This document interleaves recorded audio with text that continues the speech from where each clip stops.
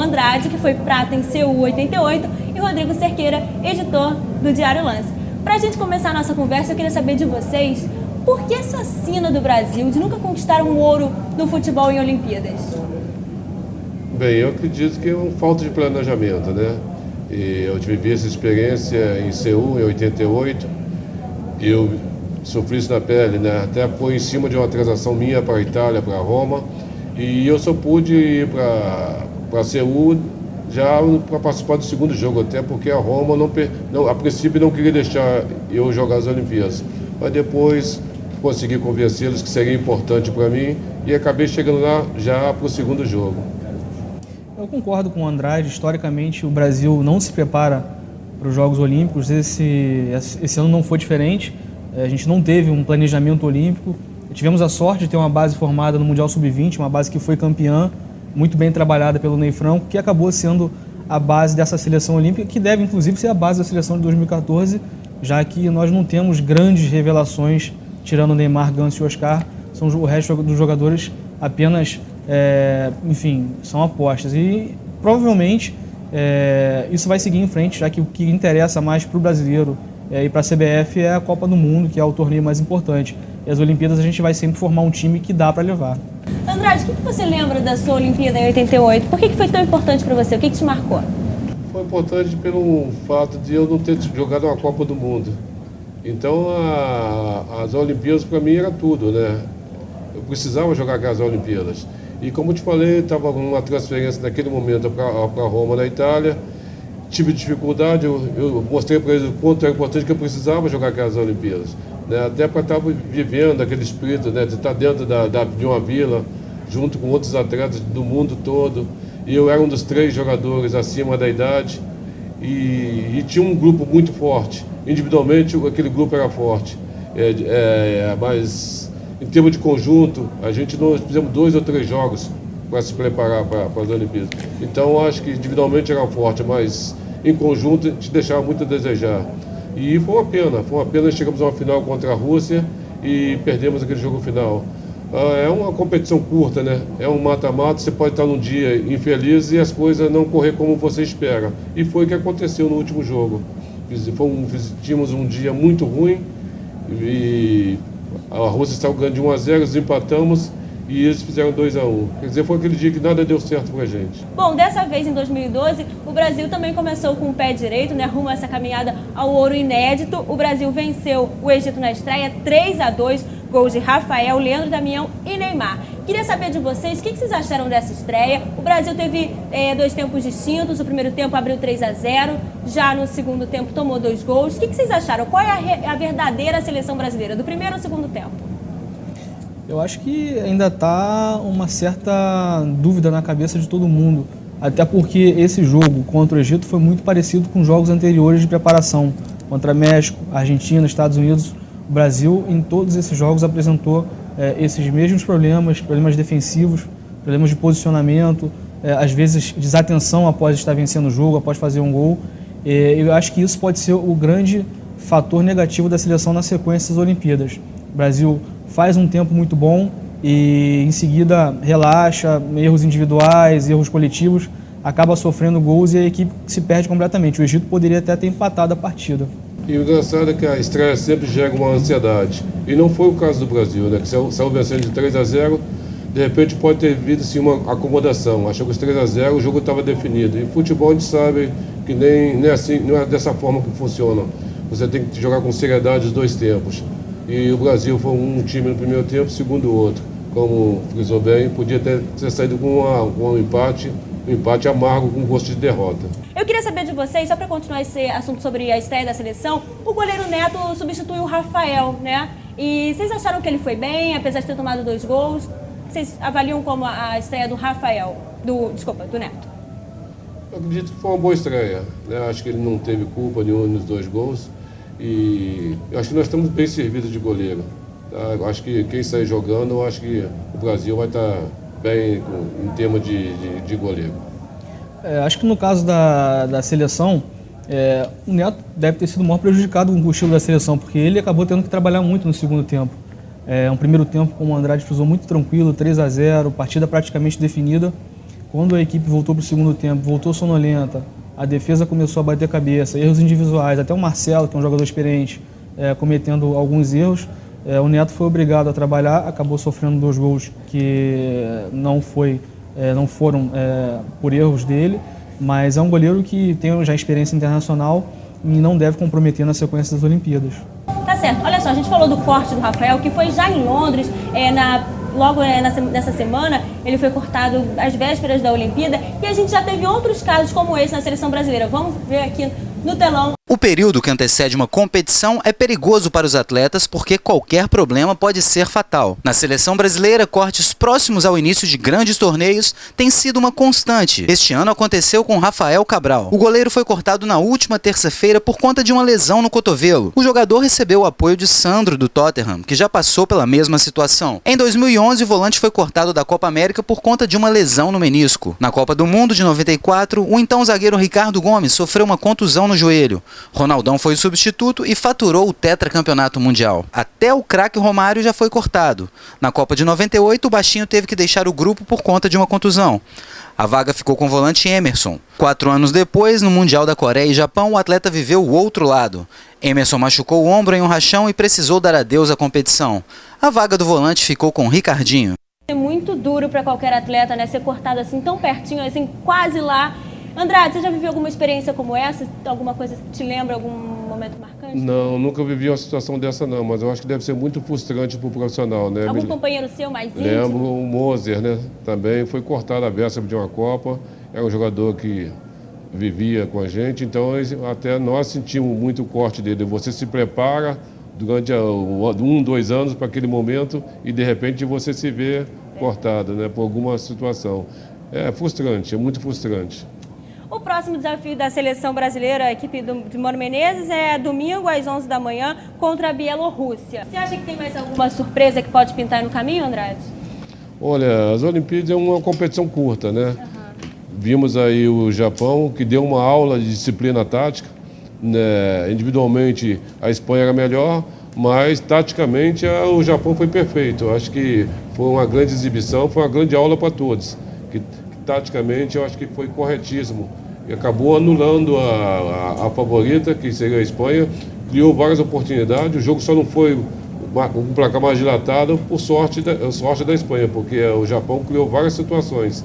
E quando todo mundo achava que a Espanha ia passear, foi o que nós vimos, foi o contrário, até pela determinação e a disciplina do japonês. Qual é o maior adversário do Brasil em Londres? Vocês apontariam um principal, não? Acredito que a Espanha, como a gente acabou de falar, até pela possibilidade de um confronto na próxima fase, isso já dificultaria muito, mas eu acho também que a ansiedade pode atrapalhar muito a pressão pela medalha de ouro, por ser a única conquista que o Brasil não tem, jogadores que já passaram lá, o próprio Andrade, o Romário, o Ronaldo, não conseguiram ganhar, e agora a gente vem numa geração com Neymar e Ganso, que são jogadores que são muito promissores, apontados como jogadores principais para 2014, o Oscar agora que foi para o Chelsea. Essa pressão é muito grande em cima desses jogadores. Acho que isso também pode atrapalhar muito num momento como esse, um momento decisivo. Você também está de acordo? Concordo, eu acho que a cobrança é muito grande em cima deles, até pelo fato de o Brasil nunca ter vencido, né, umas Olimpíadas. Mas eu acho que são jogadores já com experiência e tem que saber administrar essa ansiedade, essa pressão que eles vão sofrer. É verdade. Olha só, e vamos agora falar de seleção feminina, então. As meninas estrearam com o pé direito, derrotaram a seleção de Camarões 5-0 logo na estreia. Marta fez 2 gols, Cristiane, Franciele e Renata Costa completaram. Amanhã a seleção feminina já enfrenta às 10h30 da manhã a Nova Zelândia. O que vocês acham? O Brasil também entra como favorito nessa seleção feminina? Por conta dessa bela vitória, né? Brasil no futebol feminino, apesar de a gente não ter um futebol feminino organizado aqui dentro, a seleção sempre está chegando muito forte nas competições que disputa, mas bate na trave. Copa do Mundo, Olimpíadas, o Brasil tem batido na trave. Nessas Olimpíadas tem adversários fortes, como a seleção japonesa. A Suécia tem uma liga muito forte, então tem uma seleção de qualidade. E os Estados Unidos, que são, aí, entre aspas, o Brasil do futebol feminino. Mas, pela exibição, por a gente contar com uma jogadora como a Marta, que é extra classe, eu acho que o Brasil tem totais condições também no futebol feminino de brigar pela medalha de ouro. Você falou da Marta, mas a Cristiane também merece destaque, né? Porque ela se tornou a maior artilheira da história do torneio com 11 gols. Uma jogadora também diferenciada, né, Andrade? Ah, não tenha dúvida. Ela sempre, né, sempre uma atual jogadora que tem seu destaque dentro da seleção junto com a Marta. Eu acho que, como você falou, o Brasil iniciou bem. Agora o Brasil não pode se acomodar com esse resultado, que sabe que vai ter adversário pela frente que vai trazer mais dificuldade. E é bom, se traz confiança, só não pode trazer acomodação para a seleção. A gente falou aqui dos atletas, são os astros, estrelas principais da Olimpíada, mas os torcedores também sempre chamam a atenção. Vou mostrar aqui para vocês, vamos acompanhar agora, que existe maluco para tudo, né, gente? O repórter Rafael Valese encontrou em Londres um desses doidos que vivem na torcida aí pelos Jogos Olímpicos. Com muita energia, o chinês de 56 anos pedalou até a Inglaterra por conta dos Jogos Olímpicos. A figura foi encontrada em Chinatown. O oriental virou atração, todos paravam para ver a sua ornamentada bicicleta. Ele foi pedalando lá para Londres. E olha só, essa bicicleta exibia várias fotos do trajeto percorrido. Que disposição, né? 56 anos o chinês foi até Londres pedalando. Eu queria saber, Andrade, você já viu um torcedor que nem esse? Já vi muitos, principalmente dentro do Flamengo, mas igual a esse ainda estou para ver ainda. Vários fanáticos, é né? Verdade, já vi o maluco que saiu do Brasil aqui para ir ver a final lá no Japão, né? Pessoas que, às vezes, vendeu seu carro, vendeu para ir para ver o Flamengo na final da Copa do Mundo, mas como isso aí é a primeira vez. É verdade, que disposição. E nesse fim de semana tem estreia do vôlei de praia. Vamos ver a preparação do pessoal em Londres. Sábado é a vez de Juliana e Larissa e Ricardo e Pedro Cunha. Já no domingo jogam Thalita e Maria Elisa, e Alisson e Emanuel. Maria Elisa, que participa dos jogos pela primeira vez, deseja que a final seja entre as duas duplas brasileiras. Acho bacana ter Brasil com Brasil, porque são duas medalhas certas e pro quadro de medalhas para nós brasileiros é maravilhoso. Thalita, que já participou dos Jogos de Pequim, sabe que o caminho é árduo. Antes de eu pensar em querer uma final que seria muito bacana, eu preciso pelo menos construir esse caminho para poder chegar lá. O vôlei de quadra também tem início neste sábado. As meninas do Brasil, campeã dos Jogos de Pequim em 2008, enfrentam a Turquia às 6 da noite. As comandadas de José Roberto Guimarães voltam à quadra na segunda-feira, ao 12h45, diante dos Estados Unidos. E o grupo de Bernardinho, prata na última edição dos Jogos, começa sua caminhada no domingo, às 16 horas, contra a Tunísia. Pois é. E o levantador Ricardinho, que ficou 5 anos afastado da seleção, voltou na última Liga Mundial. O resultado não foi muito positivo, mas ele está aí com tudo, otimista para esses Jogos de Londres. Vamos ver o Ricardinho falando. Sempre se superou, sempre mostrou uma certa qualidade nesse aspecto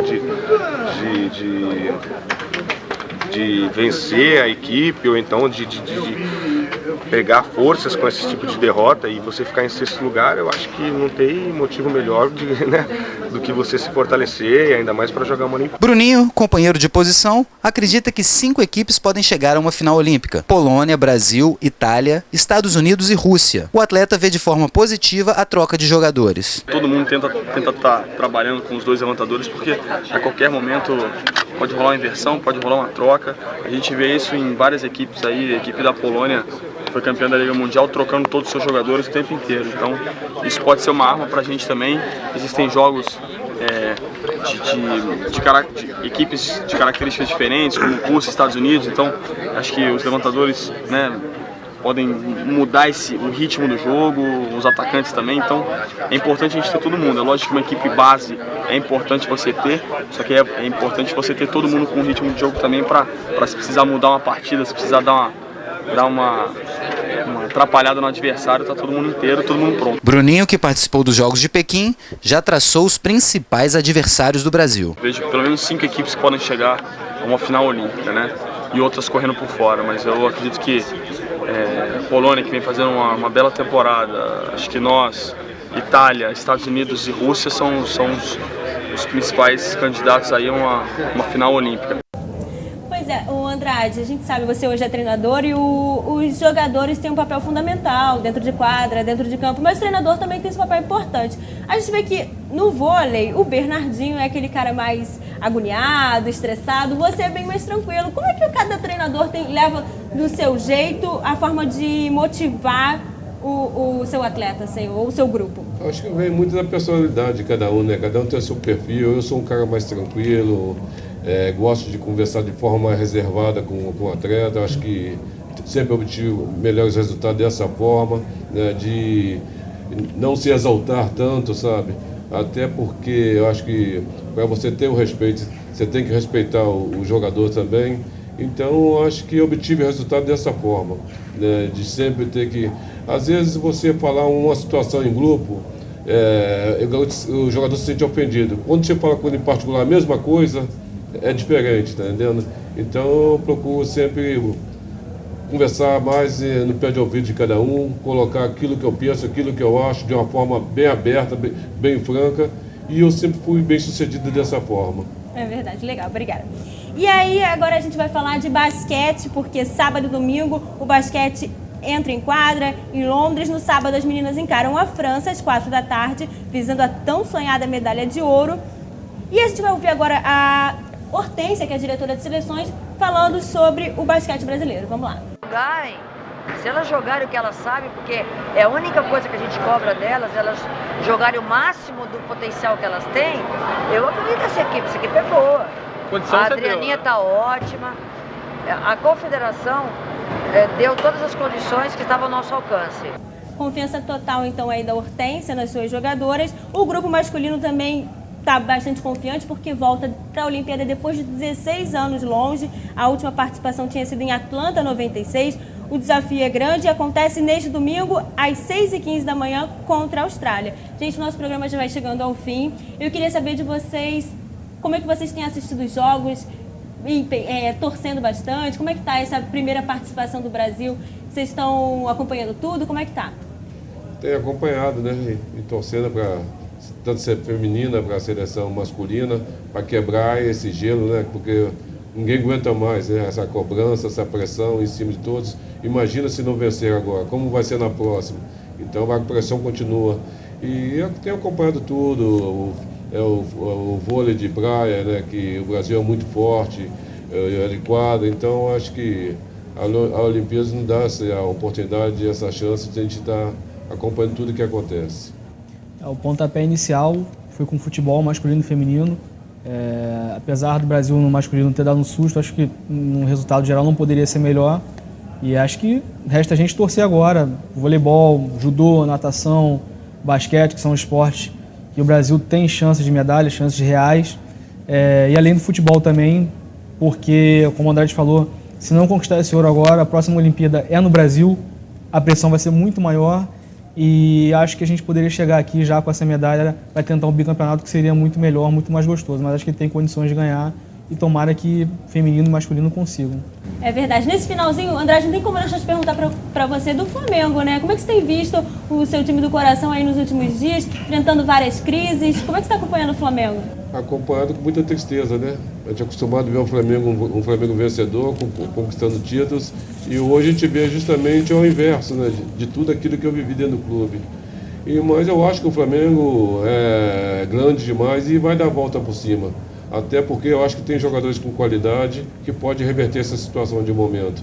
Basta eles se acreditar, o grupo tem que se fechar, estar mais unido e vamos torcer. Hoje eu estou do outro lado como torcedor e acompanho, fui ontem ao Engenhão ontem, vi de perto, e eu acho que esse grupo vai dar a volta e vai estar entre os melhores, que é onde a posição que o Flamengo tem que estar, sempre entre os 4. Obrigada, Andrade, pela sua presença, Rodrigo Cerqueira também. O Chá da Tarde fica por aqui, mas a gente volta segunda-feira, não esquece, hein? Até lá!